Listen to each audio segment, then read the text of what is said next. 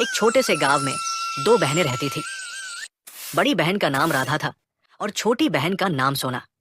राधा का जीवन बहुत कठिन था। अब घर चलाने की सारी जिम्मेदारी उसी के कंधों पर थी। माँ, आज फिर सूखी रोटी है।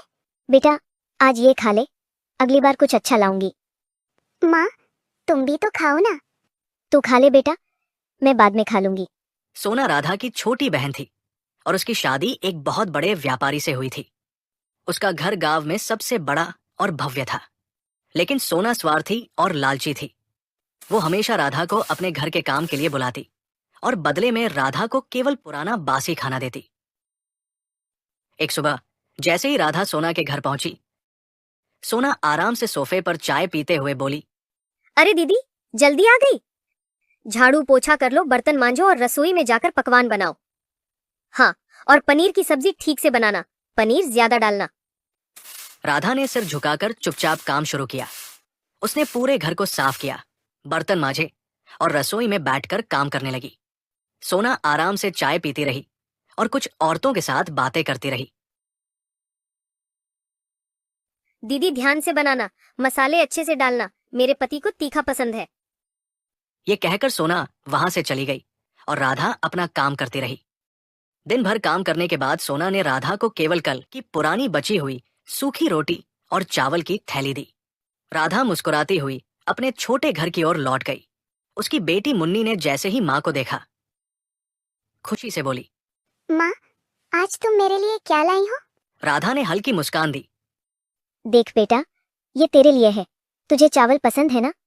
मुन्नी चुपचाप खा रही थी और राधा दूर से उसे देख रही थी। राधा के मन में एक हल्की राहत थी कि आज उसकी बेटी को भूखा नहीं सोना पड़ेगा। राधा का दिन अक्सर इसी तरह गुजरता। सुबह उठना, घर के काम निपटाना, सोना के घर जाकर काम करना और फिर थक कर घर लौटना। हर रोज यही क्रम चलता रहा। राधा और सोना की दिनचर्या के बीच एक बड़ा अंतर था। जहां राधा सुबह से शाम तक थक कर काम करती, वहीं दूसरी ओर सोना दिन भर आराम करती और राधा को ताने मारती रहती। अगले दिन फिर राधा सोना के घर गई। उसने आंगन में झाड़ू लगाई, बर्तन धोए, खाना बनाया। तभी सोना ने कहा, अरे दीदी, ये पुराने कपड़े तुम्हारे लिए रखे हैं, जाते हुए ले जाना। आज तो सारा खाना खत्म हो गया, कुछ नहीं बचा। अब मैं घर जाकर मुन्नी को क्या खिलाऊंगी?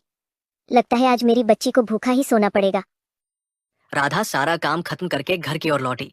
तभी कुछ गांव वाले राधा को देखकर कहने लगे, देखो कैसी बहन है सोना। राधा हर रोज कितना काम करती है और बदले में सोना उसे बासी खाना देती है। ऐसी बहन भगवान किसी को ना दे।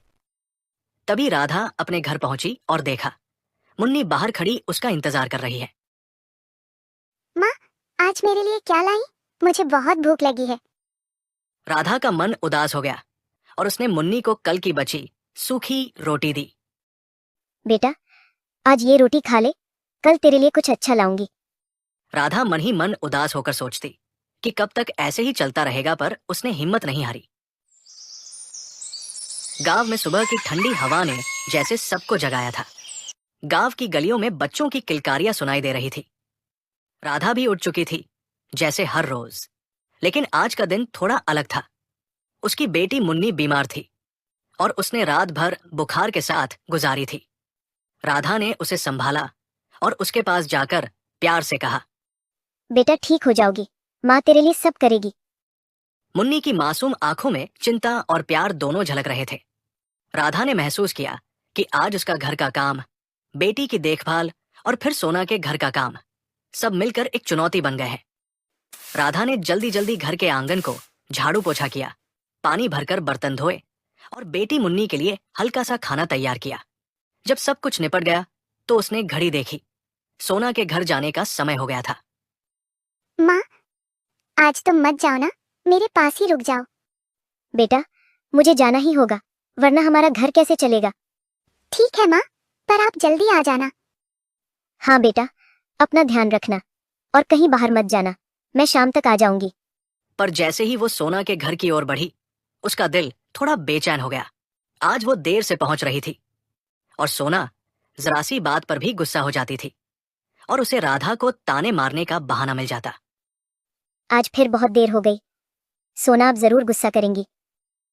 राधा जब सोना के घर पहुंची तो देखा कि सोना पहले से ही घर के मुख्य हॉल में खड़ी थी। उसके हाथ में चाय का कप था और चेहरे पर नाराजगी साफ झलक रही थी। दीदी, आज इतनी देर क्यों? सोना बहुत गुस्से में थी। राधा ने सिर झुकाकर कहा, हाँ, आज मुन्नी बीमार थी, इसलिए थोड़ी देर हो गई। राधा की बात सुनते ही सोना का गुस्सा 7वें आसमान पर जा पहुंचा। फिर वही बहाने, हर बार कुछ ना कुछ हो ही जाता है तुम्हारे घर में। मुझे बहाने बिल्कुल पसंद नहीं। अगर काम करना है तो ठीक से करो, वरना किसी और को रख लूंगी।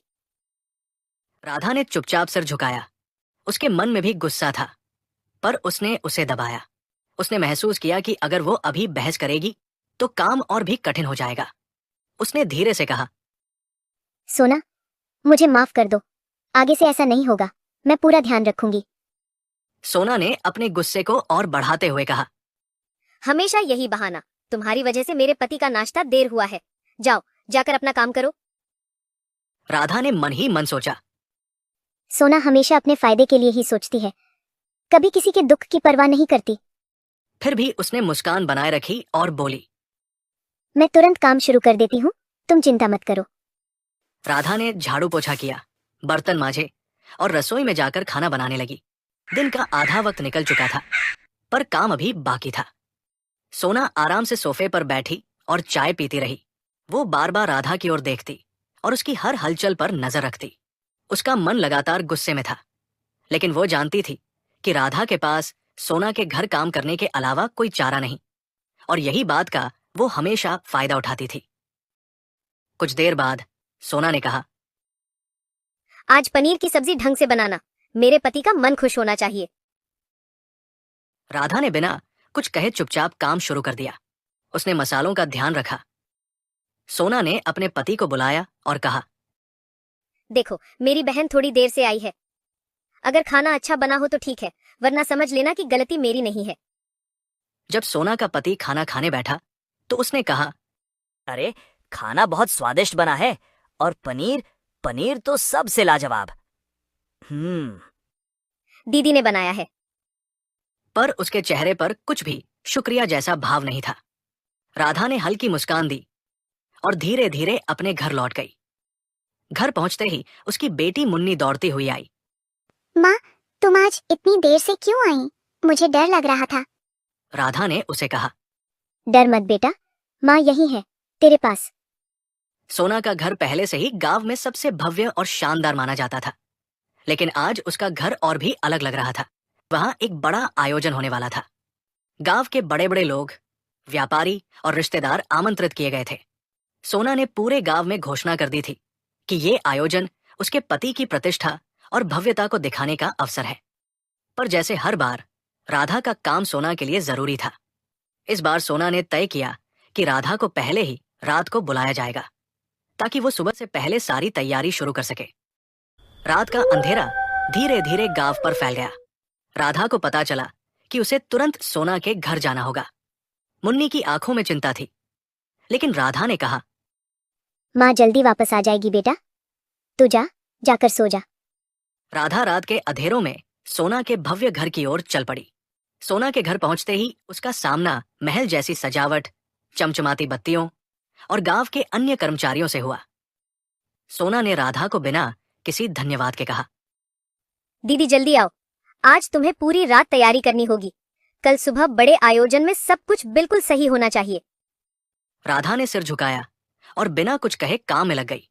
उसने देखा कि सोना ने कितने बड़े आयोजन की तैयारी की है।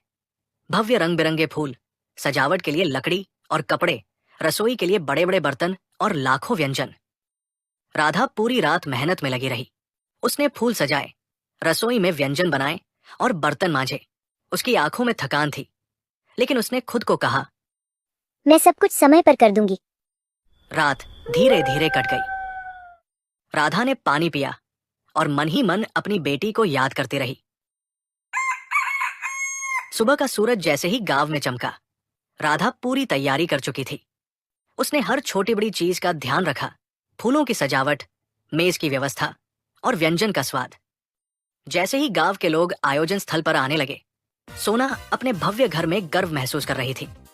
उसने अपने पति को भी दिखाया कि सब कुछ कितनी मेहनत से किया गया। देखो पूरी तैयारी हो गई है, सब कुछ बिल्कुल सही है।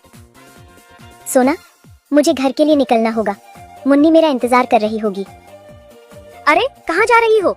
अगर तुम चली गई तो मेहमानों का ध्यान कौन रखेगा? सारी नौकरानियां जा चुकी हैं। नौकरानी? ठीक है सोना।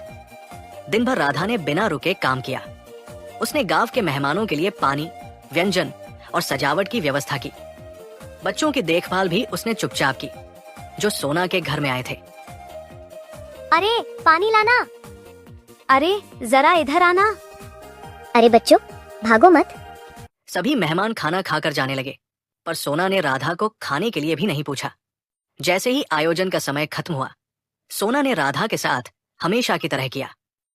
उसने राधा को बची हुई सब्जी, थोड़ी रोटी और मिठाइयों का बचा चुरा दिया और कहा, दीदी आयोजन अच्छे से हो गया, अब तुम जाओ और कल सुबह जल्दी आना, देर मत करना। राधा ने सिर झुकाया और चुपचाप घर लौट गई। उसका दिल भारी था, लेकिन वो जानती थी कि ये उसके जीवन का हिस्सा है। उसने मुन्नी को कहा, देख बेटा, आज माँ तेरे लिए क्या लाई है। क्या माँ? सब्जी, रोटी और थोड़ी मिठाई। सच माँ? मिठाई भी? हाँ बेटा। कल सोना के घर का आयोजन बड़ा अच्छा था। हाँ, सोना का आयोजन तो बड़ा शानदार था, पर सुना है पूरी तैयारी राधा ने की थी। हाँ, इतना बड़ा आयोजन राधा ने अकेले संभाला, और सोना ने तो उसे खाने का भी ठीक से नहीं पूछा। कैसी बहन है ये। अगली सुबह गांव वाले चौपाल पर इकट्ठा हुए। पूरे गांव में खबर फैल गई कि ठाकुर का परिवार गांव में वापस रहने आने वाला है। धीरे धीरे अंधेरा ढल गया, आसमान में काले बादल छा गए। थोड़ी ही देर में तेज बारिश शुरू हो गई। धीरे धीरे तूफान बढ़ने लगा। तभी राधा सोना के घर काम करके अपने घर की ओर लौट रही थी। जैसे ही राधा अपने घर पहुंची, उसने देखा मुन्नी दरवाजे पर खड़ी उसका इंतजार कर रही थी। माँ, बहुत डर लग रहा है, बिजली भी कितनी कड़क रही है। मैं कब से तुम्हारा इंतजार कर रही थी, जल्दी अंदर आ जाओ ना। अब मैं आ गई हूँ बेटा, देखो कुछ नहीं होगा, चलो मैं दिया जलाती हूँ। राधा ने जल्दी से मिट्टी का दिया जलाया। कमरा हल्की हल्की रोशनी से भर गया। माँ, तूफान थम जाएगा ना? हाँ बेटा, हर तूफान एक दिन थम ही जाता है, बस हमें डटे रहना होता है। तभी अचानक बाहर से आवाज आई, अरे कोई है? हमारी गाड़ी खराब हो गई है, बारिश में हम सब भीग गए हैं। राधा ने झटपट दरवाजा खोला। सामने ठाकुर साहब थे, गांव के सबसे बड़े जमींदार। उनकी पत्नी पूरी तरह भीगे हुए थे। अरे ठाकुर साहब, आप सब तो भीग गए हैं, जल्दी अंदर आ जाइए। राधा ने उन्हें अपने छोटे से घर में जगह दी, सूखे कपड़े और गर्म दूध दिया। बेटी, तुमने इस तूफान में हमें शरण दी, वरना न जाने आज क्या होता।